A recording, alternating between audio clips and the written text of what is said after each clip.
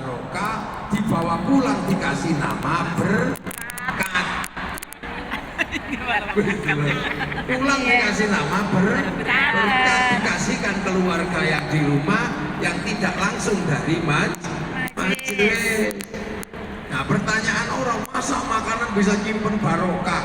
Jangankan makanan, kaset aja bisa nyimpen suara, baterai bisa nyimpen listrik, handphone bisa nyimpen foto, nyimpen gambar, yang penting di bluetooth. Nah, doanya Rasulullah kepada makanan itu menghasilkan apa? Menghasilkan makanan yang barokah. Makanya dulu orang-orang takut dengan makanan, karena makanan itu bisa nyimpen doa. Laki-laki yang cintanya ditolak biasanya membawa makanan, terus diisi doa, innahu min Sulaiman wa innahu bismillahirrahmanirrahim. Muslimin, I love you. Laki-laki yang istrinya cerewet biasanya ngambil makanan, didoakan sumubuk mumpung yuk bau lah. Makanya calon kepala desa di kampung biasanya nggak berani makan makanan yang nggak dikenal. Karena apa? Takut isinya doa linggis. Namanya santet. Ulah itu loh makanan. Makanya ada orang sekarang kok nggak ada itu makanan kok nyimpen barokah. Lu begitu didoakan doanya doa barokah Allahumma barik. Barik lana. Makanya kita semua kadang sekarang orang nanya, lu itu kan makanannya sendiri, masakannya sendiri, kok dimakan sendiri kok berubah loh. Kalau itu masalahnya, contohnya ada laki-laki dan perempuan. Laki-laki dan perempuan pergi ke Ancol, pulang tetap laki-laki dan perempuan. Tapi kalau anak muda dua-duanya pergi ke KUA, bajunya sama, pakaiannya sama, masuk akah tuka kobil tu, terus barokallahu laka wa barokah alaika. Keluar dari situ barangnya masih sama, celananya belum berubah, andeng-andengnya, tai lalatnya belum berubah, barangnya masih sama, tapi nilainya berubah. Berubah apa? Jadi suami istri nyubit barokah, mukul bokongnya barokah, menyayang barokah, bikin anak barokah. Lalu karena apa? Barangnya masih sama. Makanya karena doanya itu barik ya barokah. Makanya ibu-ibu terutama ini paling enak kalau bikin barokah karena kerjaannya di dapur. Makanya kalau mau nitipin barokah ke dalam tubuh seseorang, enak, punya anak diajari kok nggak nyantol blas. Ambil makanan, bacakan ya Fattahu ya Alim, tiupkan, kasihkan minum atau dimakankan. Punya anak dikasih makan kok nggak tambah sehat, tambah kurus, bacakan ya Hayyu ya Qayyum, minumkan. Punya anak kok suka kelahi, bacakan ya Allah ya Latif, tiupkan, kasihkan. Punya suami kok mau kawin lagi, ya ambil kopi, bacakan ya Rahman ya Rahim ya Rahman. Terus itu ya, bila perlu nyanyikan lagu kenangan berdua, hanya dirimu yang bisa. Sambil nangis ya, apabila ku ingat dirimu, angkat aja airnya, gitu minum, nggak jadi lagi. Itu makanan kekuatannya luar biasa. Makanya nenek-nenek kita dulu itu paling rajin tabarruk kalau ada acara mau pasti keluarkan makanan yang enak biar nanti dimakan itu enak. Lah sekarang orang udah nggak paham itu. Ada maulid keluarin makanannya yang nggak enak, nasinya kering, minyak keriting gitu, tahunya udah bau. dibawa pulang dimakan ya nggak enak.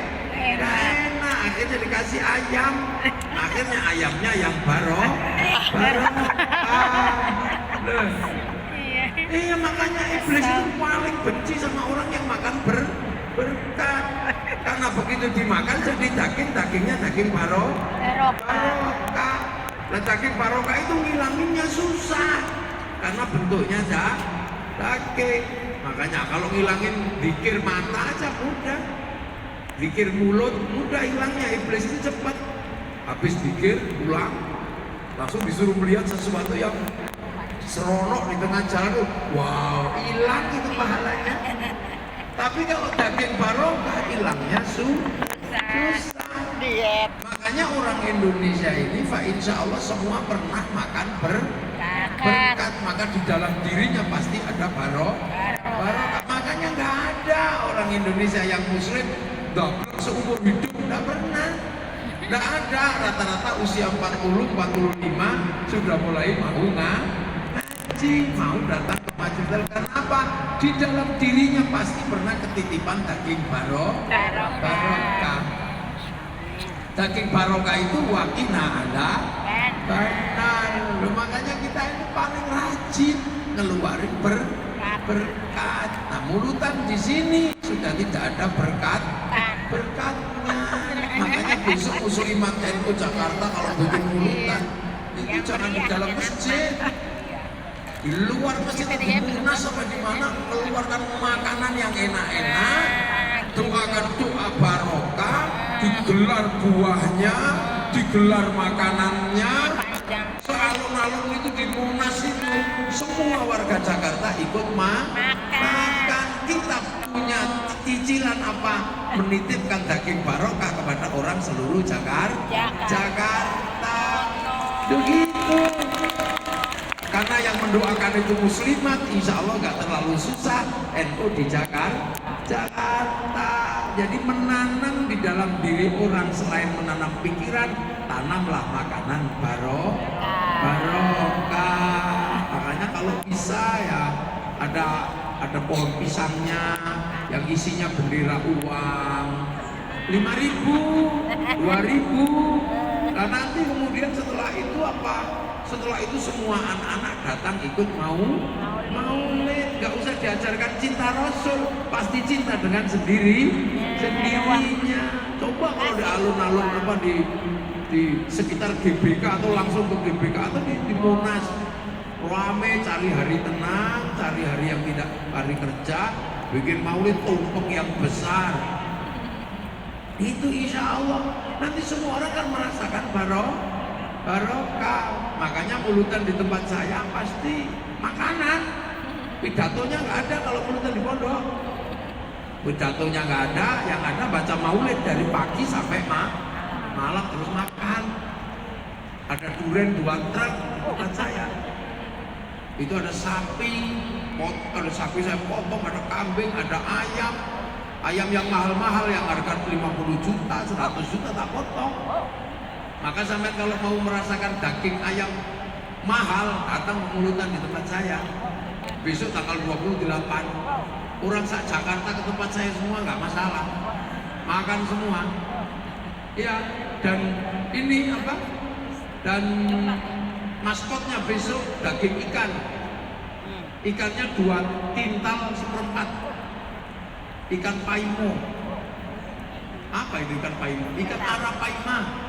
Ikan dari Amazon. Saya potong itu tanggal 28. Ya itu di pondok. Di Jogja ke pondok Pulau, makanya kalau ke Jogja main itu cari mulutan paling makannya paling mahal-mahal di sana. Malu sama Rasul, masa potong ayam pincang kan gak enak. Itu makanya nenek moyang kita dulu kalau lagi maulid mengeluarkan makanan yang luar biasa banyak. Kenapa?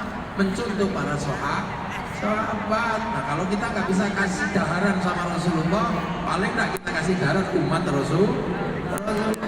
Syukur ada bendera uang. Ya kan, ada biasanya Bapak Presiden aja mau susah.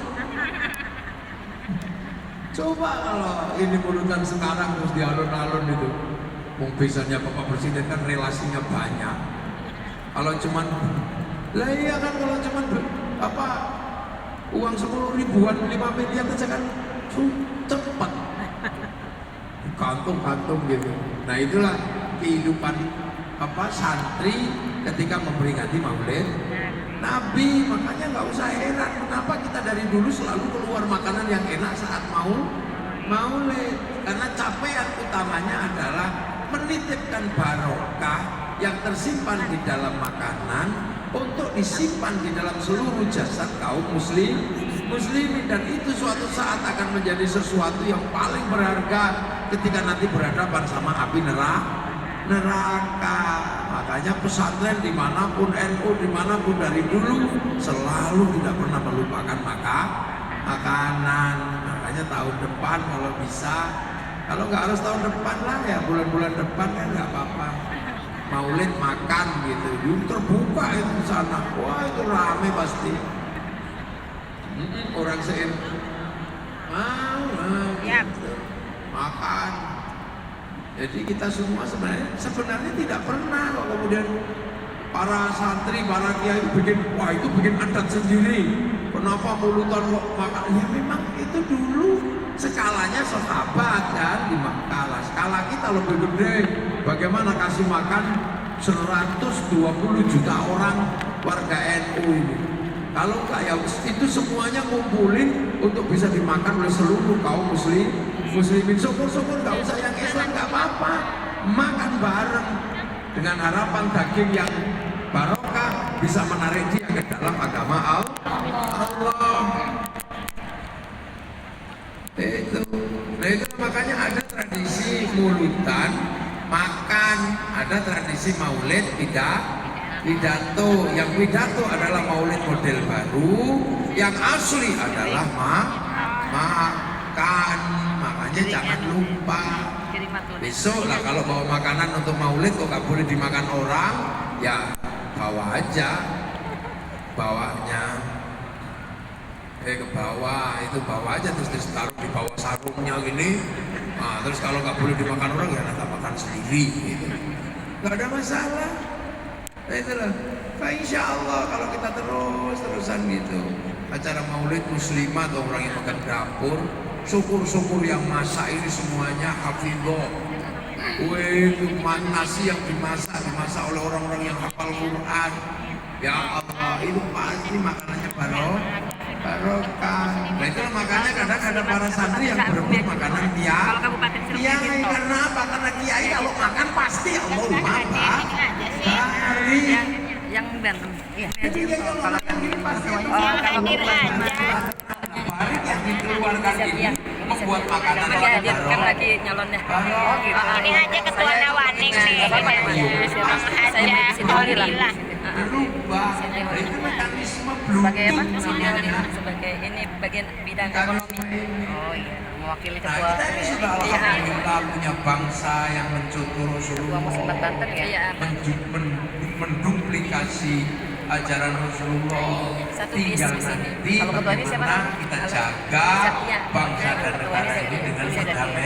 perdamaian. Salah satunya kita siapkan makanan setiap bulan maulid. Syukur-syukur setiap eventnya Rasulullah, apa majelis Isra Mi'raj, apa Nuzulul Quran, pokoknya terutama maulid, bikin aja maulid akbar Jakarta.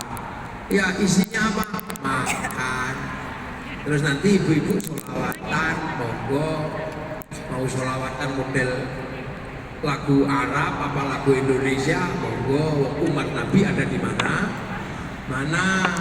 yang senengannya dangdut ya nggak apa-apa. Ya Rasulullah salamun alaik, nggak apa-apa. Ya Rafi'an syani wa daraji anfatayati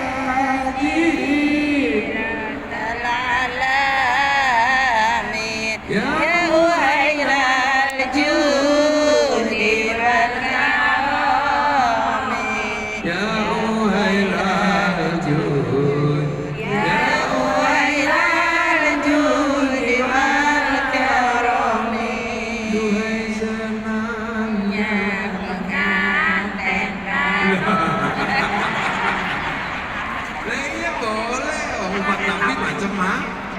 antum dari penjuru dunia.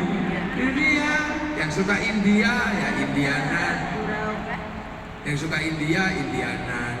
Ya Rasulullah salamun alaik ya Rafi asani wa daraji ya Rasulullah salamun alaik ya Rafi asani wa daraji afada ya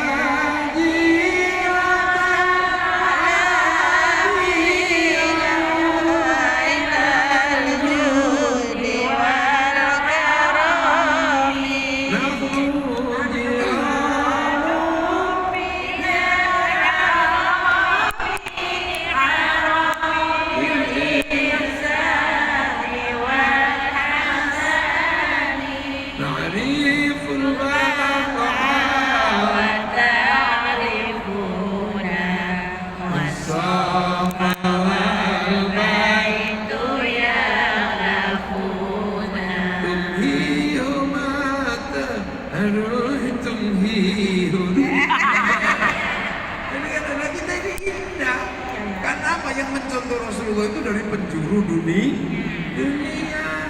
Yang orang Sunda ya Sundaan. Ya Rasulullah salamun alaik ya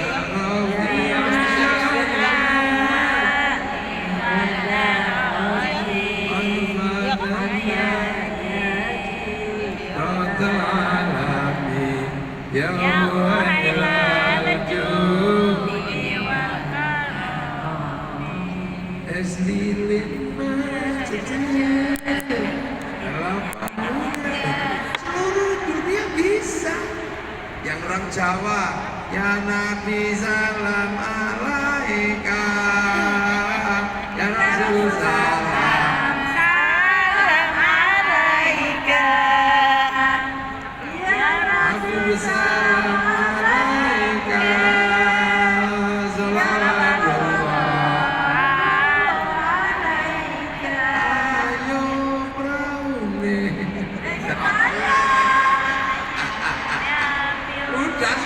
sudah. Loh, itu indahnya sholawat karena umat Rasulullah beda sambil menunggu makanan, sambil menyiapkan makanan sholawatan beda. Gege buku alhamdulillah.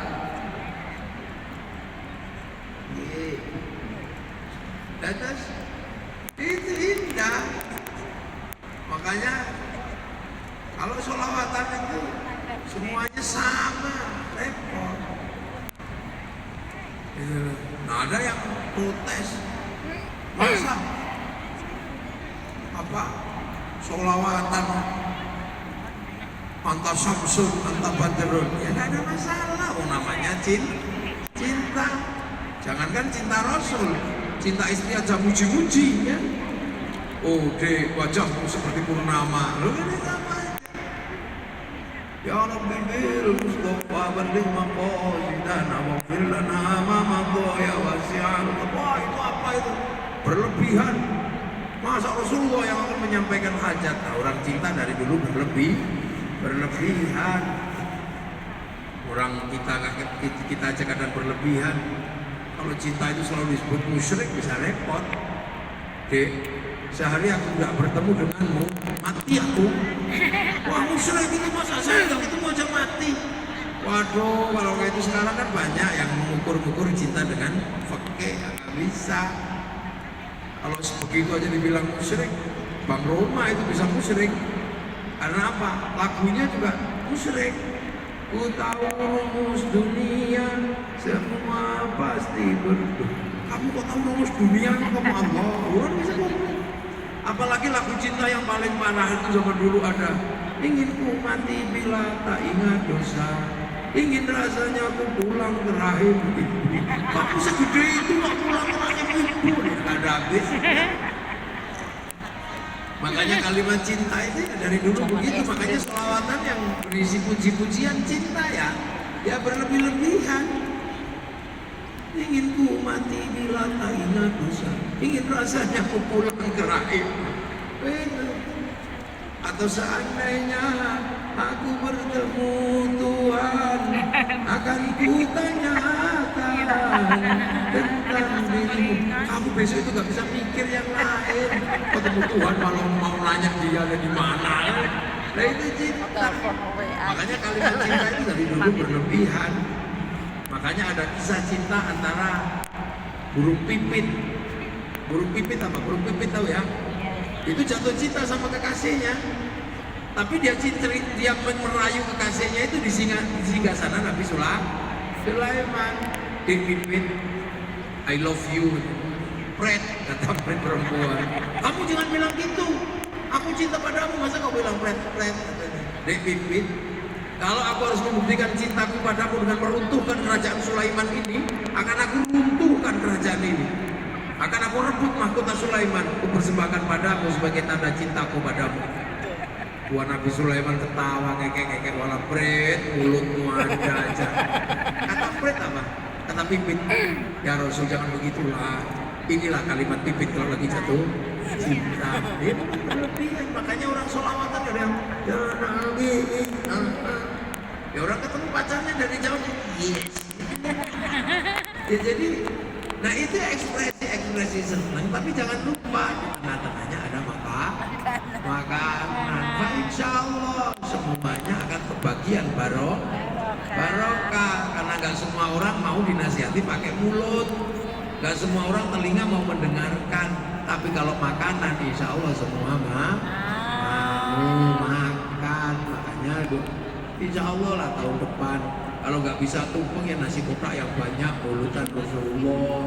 Sampai nanti semua orang tahu bahwa di setiap tanggal itu ada mulutan muslimat, mulutannya Rasulullah. Semua makanan yang enak-enak keluar. Sampai orang Jakarta tahu di hari itu tunggu. Pasti Jakarta akan keluar makan, orang akan keluar semua. Umat Rasulullah yang dari got-got, yang dari pinggir kali akan keluar semua, kumpul di Monas apa? Makan. Kapan lagi? Gitu. Jadi syukur-syukur nanti bisa bekerja sama dengan Pak Prabowo. Makan gratis. Bukan gitu. Syukur itu nanti Pak Prabowo kan punya program makan gratis. Itu, nah syukur-syukur di situ. Jadi memang makanan itu penting. Untuk apa? Merubah kehidupan, merubah energi, dan merubah masa depan. Nah, itu makanya saya doakan semoga terlaksana.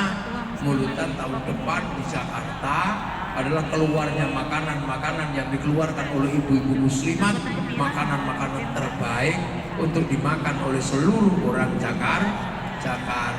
Kebiasaan santri dari dulu adalah keluarkan makanan untuk dimakan bersama-sama karena makanannya barokah, yang dibawa pulang namanya berkah. Semoga semua dalam ridho Allah Subhanahu wa taala dan pengurus muslimat DKI Jakarta, Bu Isbia, Bu Fudo yang sudah sepuh-sepuh termasuk diberi kesehatan.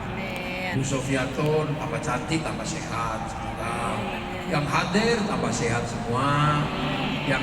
Yang belum dapat jodoh lagi saya doakan dapat jodoh lagi. Ya, yang pengen punya anak semoga punya anak lagi, punya keturunan soleh solehah. Barokah. Al-Fatihah.